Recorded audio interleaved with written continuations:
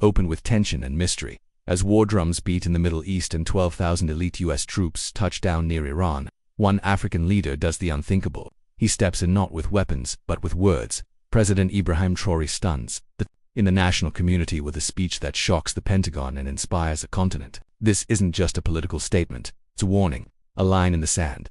Don't drag Africa into this war.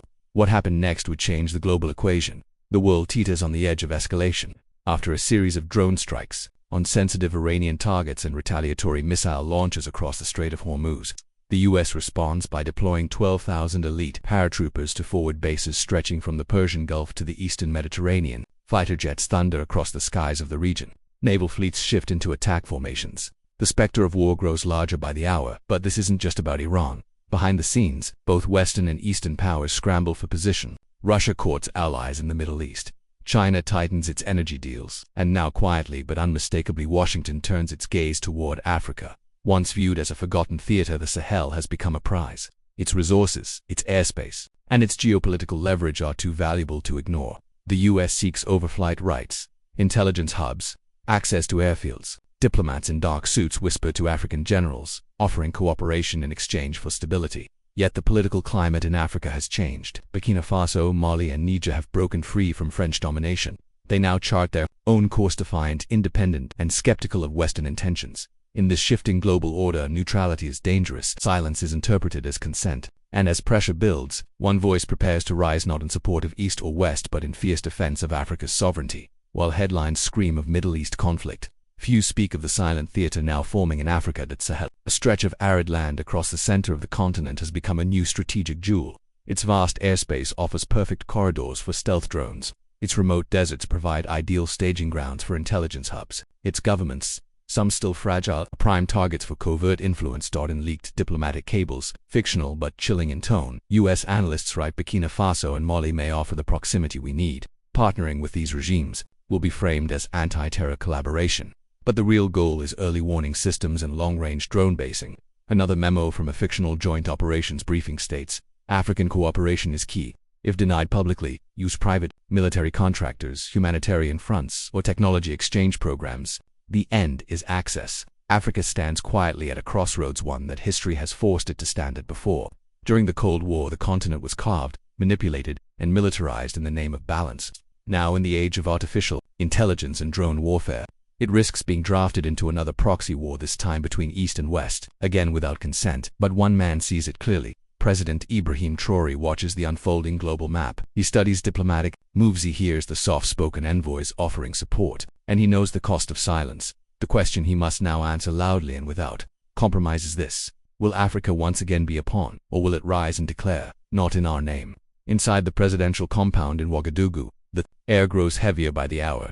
Traoré's intelligence chief, Colonel Dembele, enters with a classified file. The contents are grim: reports of foreign operatives, some posing as NGOs, others as contractors, quietly reaching out to key figures. In the African military landscape, the names of officers from Niger, Chad, even Ghana, appear alongside strange consulting firms linked to Western defense networks. They're making their move, Dembele says, his voice low. Traoré reads in silence. He flips the folder, closed, and walks to the window. Outside, the flag of Burkina Faso dances in the dry wind, proud but alone. He doesn't react with alarm. He doesn't issue orders for arrests. He calls instead for silence, total media silence. No press briefings, no cabinet leaks. And then he does something unexpected. He summons his closest aides and tells them, prepare for a national address. They exchange wary glances. One finally speaks, hesitantly. Mr. President, are you going to support Iran? Traoré turns to him, eyes calm but steeled by purpose. I will support Africa, he says slowly. But this time Africa must speak. First, not out of pity, not out of fear, but out of strength. If war knocks at our door, the world must know where we stand. The whisper before the storm had just become a roar, waiting to rise. As the hours pass without a word from Ouagadougou, the world holds its breath. CNN runs a special segment titled Africa's Silence, Strategic or Sympathetic. A somber anchor points to a map of the Sahel, highlighting recent Russian military ties and severed colonial alliances. Has Africa chosen a side by saying nothing? She asks the panel. Al Jazeera's report is more surgical. It traces the continent's historical entanglements with global powers and suggests that Burkina Faso's silence is not passivity, it's calculation. Meanwhile, France 24 attempts damage control, inviting so-called African experts to explain that this silence could be a temporary internal matter and not a rejection of international cooperation. But in the streets of Bamako and Niamey, people aren't buying it. Protesters wave Pan-African flags. Chants erupt. Africa is not your pawn. Then comes the leak. A short video circulates on Telegram and X. It shows two U.S. diplomats speaking privately in Niger with senior military officials. Their conversation is muffled, but the captions are clear enough. We need airspace. Just for observation. We can compensate. The footage goes viral. At the same time, Iran issues a public thank you to Burkina Faso for what it calls its principled neutrality, praising Traoré for not jumping to the West's drumbeat. Israel, in contrast, issues a sharp rebuke, a warning of dangerous alliances with Wagner-backed regimes and emerging threats in North Africa. Tensions flare. Headlines scream, analysts argue, but inside Africa, behind the silence, something is building, a storm that will not be ignored. The city is still asleep when Ibrahim Traoré rises. There are no early briefings, no security meetings, no military aides whispering intelligence updates. Just quiet, the kind of quiet that only comes before a choice that can change history. Traoré sits alone at his desk, the first light of dawn seeping through the window. In front of him lies a sheet of thick, cream-colored paper and a fountain pen. He doesn't draft a speech for world leaders. He doesn't address Iran or Washington or Brussels. He writes about Africa. His hand moves slowly, deliberately. Let this continent not be a battlefield for foreign wars. Let no African soldier die for a flag that is not his own. Let no resource fuel someone else's empire. The ink is still drying when he folds the letter. Carefully, he tucks it into the inner pocket of his military jacket next to a photo of Thomas Sankara and a small pendant given to him by a village elder. Without fanfare or escort, he steps outside. Outside, the air is tense but still. The presidential convoy sits idle. Instead, Traoré walks on foot through the streets of Ouagadougou to the National Broadcast Center. Passers-by pause, some salute, some stare, most don't speak, but they feel it. Today is not just about politics, it's about choosing whether Africa will remain a playground for empires, or become its own shield. And Traoré is about to make that choice public. The screens across Burkina Faso flicker on, from radios in roadside cafes to smartphones in remote villages, from satellite TVs in Mali to Twitter feeds in Europe. The voice of Ibrahim Traoré pierces the silence. No music, no intro, just him, standing at the podium of the national broadcast center. He is not in full military gear, just the red beret, the white turtleneck, and calm fire in his eyes. They have deployed troops, he says plainly. We will deploy the truth. They speak of freedom. He pauses, but they never mention sovereignty. They praise democracy but fund dictators. They talk peace while fueling war. There's no teleprompter, no rehearsed gestures. Only the raw, unfiltered will of a man who refuses to let his continent become a casualty of someone else's ambition. Then the words that history will remember. To NATO, to Russia, to all who gather fleets and armies. Hear me now. This is not your chessboard and Africa is not your pawn. Silence hangs. Then he speaks to Iran. You are not alone. But understand, our solidarity is not a weapon. It is a shield. He speaks to the youth. You are not the fuel of the empire. You are the architects of a new Africa. And finally, to the world, we have suffered in silence, now we speak. And when Africa speaks, it is not in whispers. Within minutes, the internet ignites. #Africa not in your war, #TRAORE speaks, #Pan-African shield. The hashtags rise like wildfire. TikToks remix his words. Activists quote his phrases. Even major networks cut their scheduled broadcasts. And in that moment, something rare happens in global politics. Africa leads the narrative.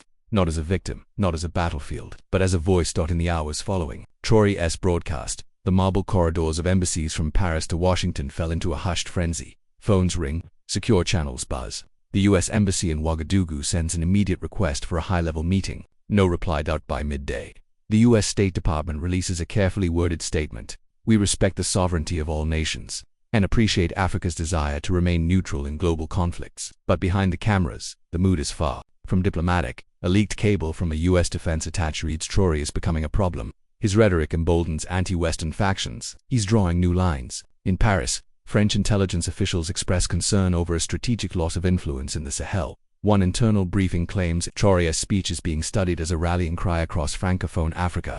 This is not just nationalism, it's geopolitical rebellion. Meanwhile, in Tel Aviv, officials quietly lobby European allies to issue a unified condemnation, but they meet hesitation. No one wants to escalate. The African Union holds an emergency video conference. Several leaders express private admiration for Traoré's courage, but none step forward publicly. Yet in Niger, a senior military figure reportedly tells his aides, we may not say it out loud, but he said what many of us think. Suddenly, what the West considered a minor military regime is now shaping a continental narrative, and in the shadows, a new term starts to circulate among think tanks and foreign offices. The Traoré Doctrine. Just 48 hours after Traoré's fiery address, the diplomatic silence breaks, but not from Washington or Brussels. It comes from Bamako, Niamey, and Conakry. A joint communiqué is released, signed by the military governments of Mali, Niger, and Guinea, echoing Traoré's stance: Africa will not be drafted into another man's war. Our people have bled enough for foreign agendas. They announced the formation of a new alliance, of fictional but symbolic front called the Sahel Sovereignty Council. It is not just a defense pact. It is a philosophy,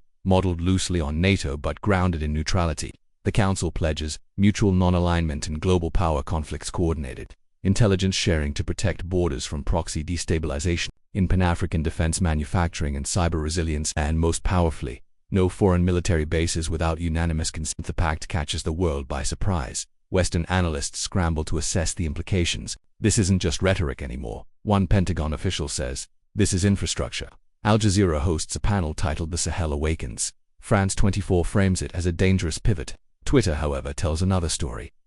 Like hashtag SAHEL sovereignty, hashtag not your war, and hashtag Africa United trend across the continent. In African streets and schools, murals begin to appear, paintings of Traoré Gotai, and then standing shoulder to shoulder under the words, no more puppets. The message is clear. Africa is tired of being the battleground for other men's ambitions, and for the first time in generations, the Sahel is not reacting to global politics, it's shaping it. In a secure briefing room at Langley, the tone has changed. The latest CIA internal assessment is blunt and unsettling. An unexpected hardline is emerging from the Sahel bloc. Political non-alignment is turning into strategic resistance. Analysts pore over intercepted statements and diplomatic chatter. What began as one-man speech is now spreading like wildfire across military and civilian networks in West Africa. The key concern: momentum. If Traoré rallies more countries, Senegal, Chad, even Ghana, the US risks losing its last stable footholds in the region. A classified document titled AFRICOM Fragility Outlook 2040 is quietly updated. Under new risks, a red bullet point now reads, host nation cooperation in Niger may deteriorate. Drone operations could face political obstruction by Q4. Even AFRICOM headquarters in Stuttgart raises concerns. A senior officer voices what many are thinking but few dare say aloud: if Traoré turns this into a continental movement, the US position in Africa becomes untenable. State Department cables begin urging strategic engagement with African youth influences. Intelligence teams are ordered to monitor African social platforms more aggressively, and in the corridors of power, a quiet question grows louder by the hour. Is it too late to contain this? In Tehran, the air is charged with an unexpected kind of electricity, not fear, but solidarity. The Iranian Foreign Ministry, usually measured and cautious, releases a public statement less than 24 hours after Traoré's speech. We thank the brave voice from Burkina Faso in a world divided by power blocks. President Traoré has reminded us that dignity still speaks from the south. For the first time in recent memory, protests erupt across Tehran, but not in opposition. Instead, thousands gather outside the French and American embassies, waving not only Iranian flags but the flags of Burkina Faso, Mali, and Niger. Chants echo in the capital: not alone, not again. Africa and Iran, brothers in resistance. A fictional senior Iranian diplomat, quoted anonymously by local media, shares a telling sentiment: we have grown used to standing alone. For once the silence was broken not by a superpower but by a brother, a fellow outcast, a fellow survivor. Even state media programs shift tone. Documentaries air on Pan-African leaders. Traoré became a household name. Hashtags in Farsi trend on Iranian social media: #Traoré, hashtag Africa stands with Iran, and hashtag end sanctions together and in quiet government. Halls. A simple conclusion is whispered again and again: something has changed. The day after Traoré's speech, Western media fired back. CNN, France 24, BBC, and the New York Times run alarmed headlines: Burkina Faso's Traoré backs Iran, defies Western order. Sahel bloc emerges as ally to rogue states. Is Africa drifting toward authoritarianism? Pundits question his motives. Analysts speculate about Wagner's influence. A former NATO official calls the speech dangerous rhetoric from a destabilizing actor, but Traoré does not flinch. In a brief press appearance, he responds with sharp clarity: is it rogue to say, we want no part in your war? Is it aggression to demand peace on our own soil? Or is the real crime refusing to bow? His words are clipped and broadcasted across TikTok, Instagram, YouTube within hours. African digital creators explode with content. Popular YouTubers in Ghana, Nigeria, South Africa, and Sudan upload rapid response videos, quoting Traoré's lines: we will deploy the truth, Africa is not your pawn. Memes emerge, satirizing Western headlines with Pan-African pride. One viral tweet reads: Traoré didn't pick a side, he picked Africa. The war of narratives is now in full swing, not with weapons, but with words. A battle for hearts and minds has ignited, and And this time, Africa is not silent. 2 days after the global media backlash, a discreet envelope arrives at the presidential office in Ouagadougou. It's not marked officially, but the message is clear. A Western nation left unnamed, $500 million in development aid. The condition, strategic alignment with key partners to ensure regional stability. Translation: side with us, stay quiet, support our operations. Traoré reads it once. Then again he leans back in his chair, a grim smile crossing his face. No signature, he says, but the fingerprints are familiar. Rather than destroy the letter or file it away, he does something radical. He publishes it. On national television and across government social platforms, the entire message is displayed for the people. The public's reaction is instant. By dusk, thousands gather outside the National Assembly. Homemade signs fill the streets. Africa is not for sale. Not again. Not this time. Chants erupt. Traoré speaks. We listen. Sovereignty is not negotiable. It's no longer just one man's stand. It's becoming a people's movement. And the world watches, unsure what will come next, but knowing Africa is waking up louder than ever. That evening, Traoré sits before a single camera, no script, neutrally prompted, just his voice and the eyes of a continent's future. To the youth of Africa, ...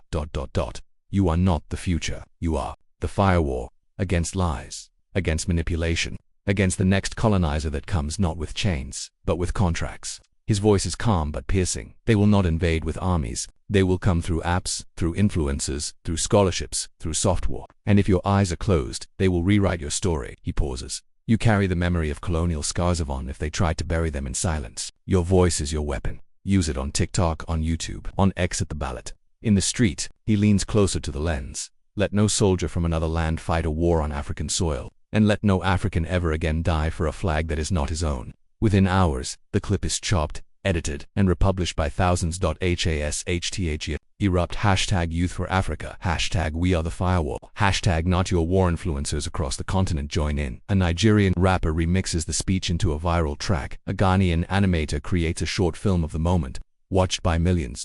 And in a quiet dorm room in Bamako, a 17-year-old girl whispers to her phone camera, "We hear you, Mr. President. We are awake." The screen fades to black, then slowly illuminates. A satellite view of Africa appears glowing softly in the night. No war, no fire, just the calm golden outline of a continent untouched, unbowed. A slow pan across the Sahel from Mali to Burkina Faso, Niger to Chad. In the quiet, Traoré's voice returns, solemn and clear-echoing like a message carved into time itself. They moved 12,000 soldiers. We moved 1 billion hearts. And when history opens its eyes, it will not ask who fired the first shot, but who stood for peace. It will not count missiles. It will count moments of courage. A single African drumbeat fades in, slow, steady, resolute. Let them remember this, that when the world danced on the edge of chaos, Africa did not fall. Africa did not follow. Africa stood. The satellite view dims, leaving only the outline of Africa glowing like a heartbeat. Then silence fade. 2 black